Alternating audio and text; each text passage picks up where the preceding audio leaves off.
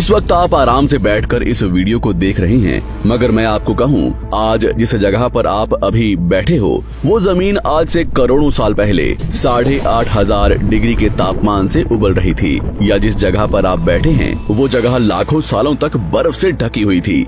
ये दोनों बातें सच हैं। इस 15 मिनट की वीडियो के अंदर आप पृथ्वी के 450 करोड़ साल के सफर को देखने वाले हैं। जिस जगह आज हमारा सौरमंडल है, वहाँ विभिन्न प्रकार की गैस और धूल के बादल हुआ करते थे। वैज्ञानिकों के मुताबिक इन धूल के बादलों से दूर एक तारा हुआ करता था। वक्त के साथ साथ उस तारे की ऊर्जा कम होने लगी, जिसके कारण उसके अंदर एक विशाल विस्फोट हुआ। विस्फोट की वजह से अंतरिक्ष की ये धूल एक दूसरे से दबने लगी। इस दौरान बादलों में स्थित धूल के कण दबाव और गर्मी के कारण बड़े उल्कापिंड और पत्थरों में परिवर्तित हो चुके थे, और इसी दबाव की वजह से इन बादलों में स्थित रेडियो एक्टिव पदार्थ ने ग्रेविटी का निर्माण किया। इस ग्रेविटी के कारण बीच में हाइड्रोजन और हीलियम इकट्ठा होने लगे। बीच के इस भयंकर दबाव के कारण एक विशाल विस्फोट हुआ, और इसी विस्फोट के कारण हमारे सूरज का जन्म हुआ। अंतरिक्ष में फैले एस्टेरॉयड यानी क्षुद्र ग्रहों में भारी वजन की वजह से सूरज के करीब आकर सूरज की परिक्रमा करने लगे। धीरे धीरे इन्हीं एस्टेरॉयड में भारी टकराव हुआ, जिसके फलस्वरूप मरकरी, विनस, अर्थ और मार्स जैसे ग्रहों का निर्माण हुआ। वैज्ञानिकों के मुताबिक उस वक्त पृथ्वी और मार्स यानी मंगल ग्रह के बीच थिया नामक ग्रह सूरज की परिक्रमा किया करता था। पृथ्वी पर ग्रेविटी होने की वजह से सूरज की परिक्रमा करने वाले एस्टेरॉयड अब पृथ्वी की परिक्रमा करने लगे, और धीरे धीरे करोड़ों सालों तक ये पृथ्वी पर गिरते रहे। और ऐसी घटना हमारे पड़ोसी ग्रह थिया पर भी हो रही थी, जिसके कारण थिया पृथ्वी के और करीब आने लगा और आकर पृथ्वी से टकराया। इस भयंकर टकराव की वजह से पृथ्वी के हिस्से कणों के रूप में अंतरिक्ष में फैल गए और एक रिंग्स की तरह पृथ्वी की परिक्रमा करने लगे। इन्हीं परिक्रमा करते हुए कणों में टकराव होने लगा, जिसके कारण हमारे चांद का निर्माण हुआ। उस वक्त पृथ्वी पर सिर्फ एक ही समुद्र हुआ करता था, और वो था 1900 डिग्री सेल्सियस की तापमान पर उबलते हुए लावे का। उबल रही थी वो सारी चीजें जिसे आज आप अलग अलग नाम से जानते हैं। वक्त के साथ साथ पृथ्वी धीरे धीरे ठंडी हो रही थी, जिसके कारण पृथ्वी के भारी तत्व जैसे धातु और रेडियो एक्टिव पदार्थ पृथ्वी के केंद्र में जाकर इकट्ठा हो गए, और हल्के पदार्थ पृथ्वी की सतह पर आ गए। लाखों सालों तक पृथ्वी पर उल्कापिंडों की बरसात हुई, और इन गिरते हुए उल्कापिंडों में जमा था नमक, मिनरल्स और पानी। करोड़ों सालों तक इन उल्कापिंडों की बरसात होती रही, और धीरे धीरे पृथ्वी की ऊपरी सतह पानी से ढकने लगी। वैज्ञानिकों के मुताबिक यही वो वक्त था जब दूर गहरे पानी के अंदर निकलते ज्वालामुखियों से पहली बार सूक्ष्म जीवों का निर्माण हुआ। लाखों सालों बाद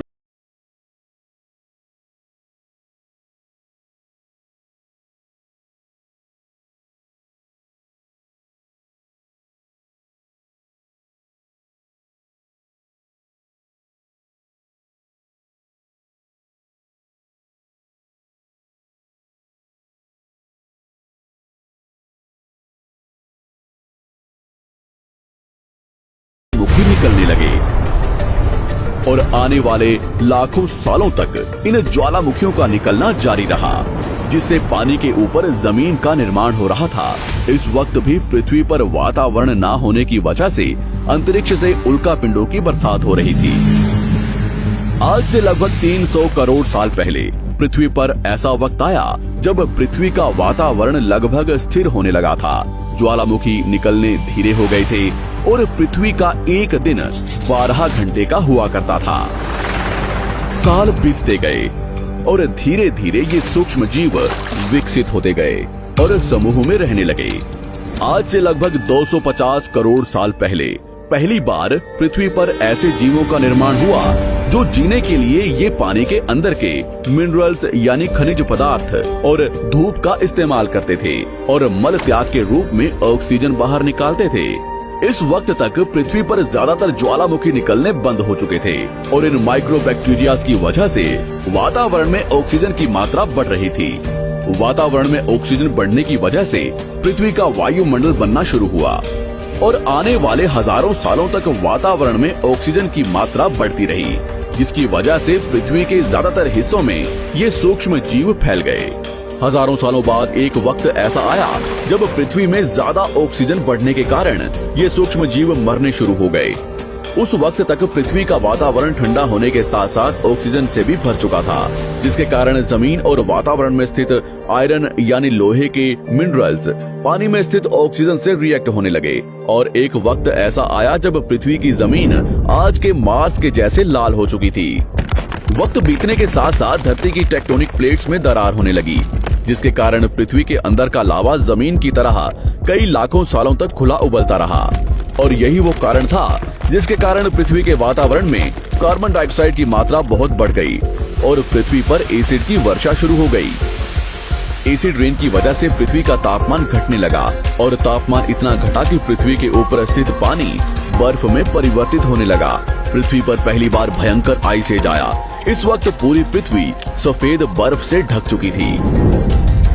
आमतौर पर जब धरती पर सूरज की किरणें गिरती हैं, तब जमीन उन किरणों को सोख लेती है, मगर क्योंकि पूरी पृथ्वी बर्फ से ढक चुकी थी और क्योंकि बर्फ सफेद और चमकीली होती है, जिसके कारण सूरज की किरणें धरती पर गिरने के बाद वापस चली जाती थी।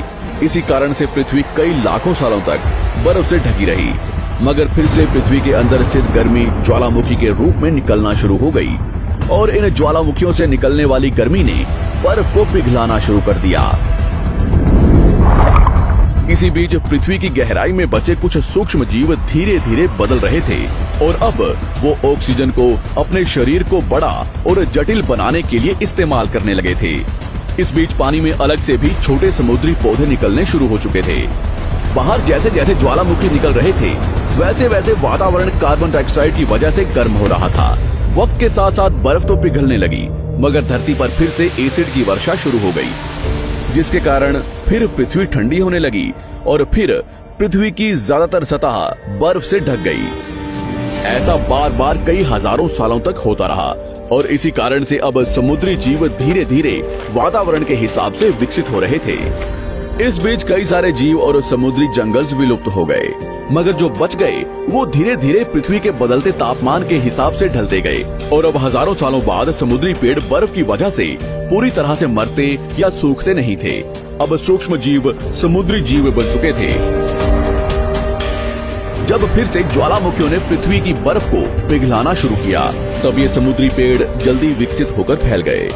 धीरे धीरे वातावरण में ऑक्सीजन की मात्रा बढ़ने लगी और पृथ्वी पर होने वाली एसिड की वर्षा कम होने लगी। वातावरण में ऑक्सीजन आने की वजह से पृथ्वी की ओजोन लेयर्स मोटी होने लगी और आज से लगभग 47 करोड़ साल पहले पृथ्वी की ऊपरी सतह पर पहली बार मोसोस नामक प्लांट उगना शुरू हुआ। वक्त के साथ साथ जमीन पर अलग अलग प्रकार के पौधे और पेड़ उगना शुरू हुए। एक वक्त ऐसा आया जब जमीन के पेड़ों की लंबाई लगभग 80 से 100 फीट जितनी या आज के 5 से 6 मंजिला बिल्डिंग जितनी ऊंची हो चुकी थी। ये वो वक्त था जब समुद्री जानवर समुद्र से बाहर निकल रहे थे और जमीनी जानवरों में परिवर्तित हो रहे थे। धरती की ज्यादातर जमीन एक जगह इकट्ठी हो चुकी थी, जिसे आज हम पैंजिया महाद्वीप के नाम से जानते हैं। पृथ्वी का वातावरण और तापमान लगभग स्थिर हो चुका था और अब करीब 21 से 23 घंटे का दिन हुआ करता था। अब समुद्री जीव पानी से बाहर रहने लगे थे और वातावरण के हिसाब से उनके शरीर का रंग रूप बदल रहा था। धीरे धीरे ये जमीनी जानवर डायनासोर्स में परिवर्तित हो गए। जिन डायनासोर्स ने पेड़ पौधे खाने शुरू कर दिए, उनका शरीर लंबा और विशाल रूप से विकसित होने लगा। कुछ डायनासोर्स शिकार किया करते थे, जिसके कारण वे छोटे और तेज होते चले गए।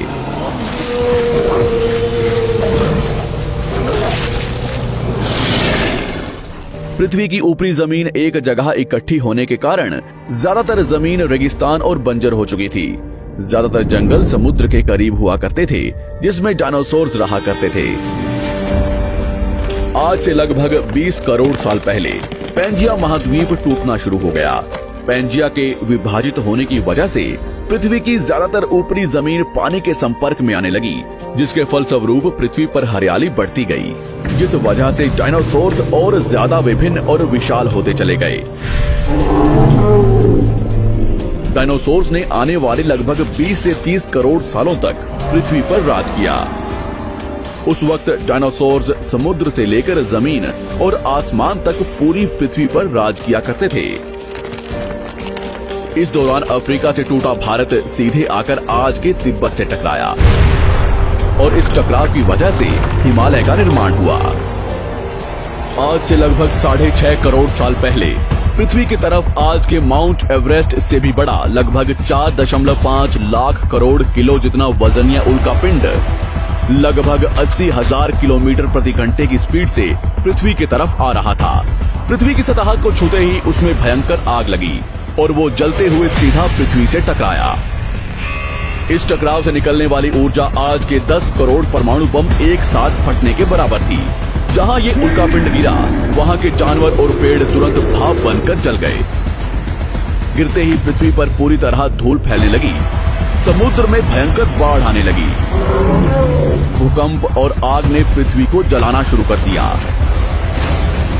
कुछ ही घंटों में पूरी पृथ्वी के वातावरण में हानिकारक गैस और धूल की वजह से पृथ्वी नर्क हो चुकी थी। डायनासोर्स घुटन, आग और भूखमरी से पूरी तरह विलुप्त हो गए। इस वक्त हमारे पूर्वज जमीन के अंदर रहा करते थे, जिसके कारण वो इस विशाल प्रलय से बच गए। पृथ्वी का वातावरण पूरी तरह से काला और अंधेरा हो चुका था, जिससे धूप भी जमीन तक नहीं पहुंच पा रही थी। पृथ्वी के पेड़ और ज्यादातर जानवर विलुप्त हो गए। वातावरण में धूल और हानिकारक गैस के कारण पृथ्वी पर फिर से एसिड की वर्षा शुरू हो गई और फिर पृथ्वी ठंडी होकर बर्फ से ढक गई। लेकिन इस बार पृथ्वी की बर्फ लाखों सालों तक नहीं जमी रही और 80 से 90 हजार साल बाद ये बर्फ पिघलनी शुरू हो गई। जैसे ही धरती पर वातावरण फिर से पहले जैसा होने लगा, वैसे ही ये छोटे जीव जमीन से बाहर आना शुरू हो गए। उस वक्त पृथ्वी की बर्फ पिघलनी शुरू ही हुई थी, जिसके कारण अफ्रीका में घने ठंडे जंगल हुआ करते थे और इसी बीच ये जमीनी जीव बंदरों में परिवर्तित हुए। मगर जैसे जैसे पृथ्वी गर्म होने लगी, वैसे वैसे अफ्रीका के ये जंगल सूखने लगे। जंगल की चीजें खाने वाले बंदरों को खाने की कमी होने लगी। खाने की तलाश में इन बंदरों ने अपने पैरों पर चलना शुरू कर दिया, जिससे उन्हें दूसरे जानवरों के शिकार करने में मदद मिलती थी। धीरे धीरे बंदर एप्स यानी वानर में परिवर्तित हुए। खाने की तलाश में ये एप्स पृथ्वी के दूसरे हिस्सों में फैलने लगे और धीरे धीरे उनके शरीर का रंग रूप वहाँ के मौसम के हिसाब से बदलता गया। वक्त के साथ साथ हम आदिवासी बने। हमने हथियारों से लेकर आग का आविष्कार किया। हम धीरे धीरे इंसान के रूप में विकसित हुए। हमने धर्म से लेकर परिवार, भाषा और संस्कृति का निर्माण किया और वक्त के साथ साथ हम विकसित होते चले गए और आज हम इस पृथ्वी की सबसे विकसित प्रजाति बन चुके हैं। पृथ्वी को आज के जैसे बनने में लगभग 450 करोड़ साल का वक्त लगा है और हमें एक छोटे जमीन में रहने वाले जानवर से इंसान बनने में कई लाखों सालों का। मगर हमने इन 100 सालों में जितना पृथ्वी को गंदा और तबाह किया है, उतना आज तक किसी भी प्रजाति ने नहीं किया होगा। हम फिर से धरती को गर्म कर रहे हैं और कार्बन डाइऑक्साइड की मात्रा बढ़ा रहे हैं। वैज्ञानिकों का मानना है कि पृथ्वी पर फिर से विशाल परिवर्तन होने वाला है। भविष्य में पृथ्वी कैसी होगी, जानेंगे हमारी अगली वीडियो में।